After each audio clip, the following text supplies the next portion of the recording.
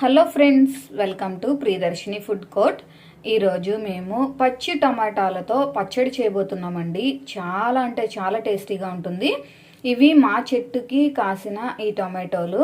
పచ్చడి వేడి వేడి రైస్లో వేసుకొని తింటే పుల్ల పుల్లగా చాలా టేస్టీగా ఉంటుందండి. మీరు ఎప్పుడు ట్రై చేయకపోతే ఖచ్చితంగా ట్రై చేయాల్సిన రెసిపీ. పచ్చి టమాటాలు మనకి మార్కెట్లో ఈజీగానే అవైలబుల్గా ఉన్నాయి.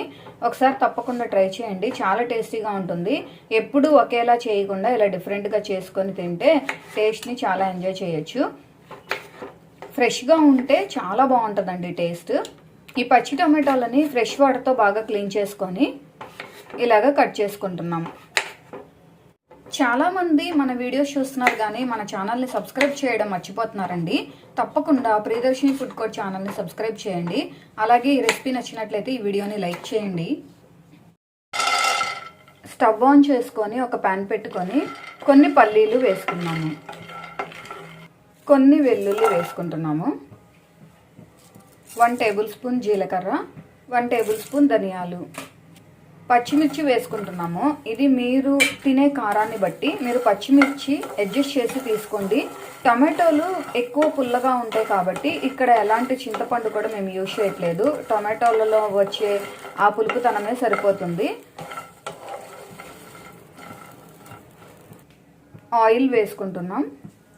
మనం ముందుగా కట్ చేసి పక్కన పెట్టుకున్న ఈ పచ్చి టమాటోలని ఇందులో వేసుకుంటున్నాం.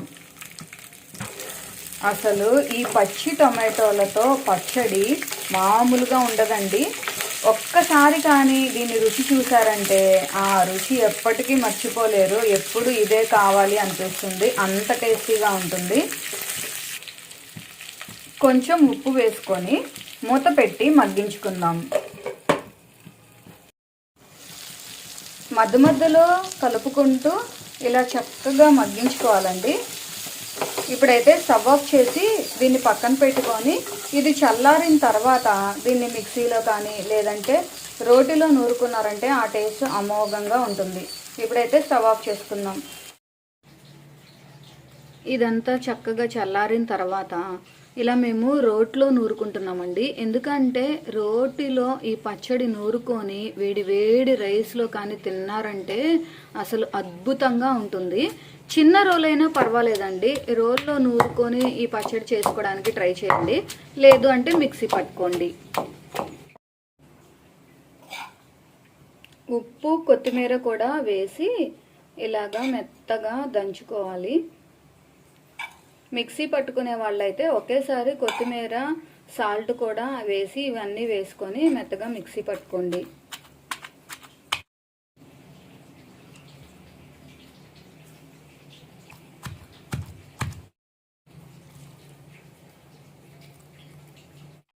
స్టవ్ ఆన్ చేసుకొని పాన్ పెట్టుకొని తగినంత ఆయిల్ వేసుకుంటున్నాము. ఎండుమిర్చి, దంచిన వెల్లుల్లి, తాలింపు గింజలు, జీలకర్ర వేసుకున్నాం.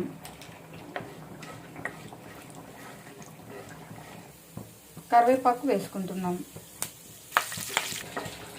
తాలింపు వేగింది. స్టవ్ ఆఫ్ చేసి మనం ముందుగా రెడీ చేసుకున్న ఈ పచ్చి టొమాటో చట్నీలో వేసుకుందాం.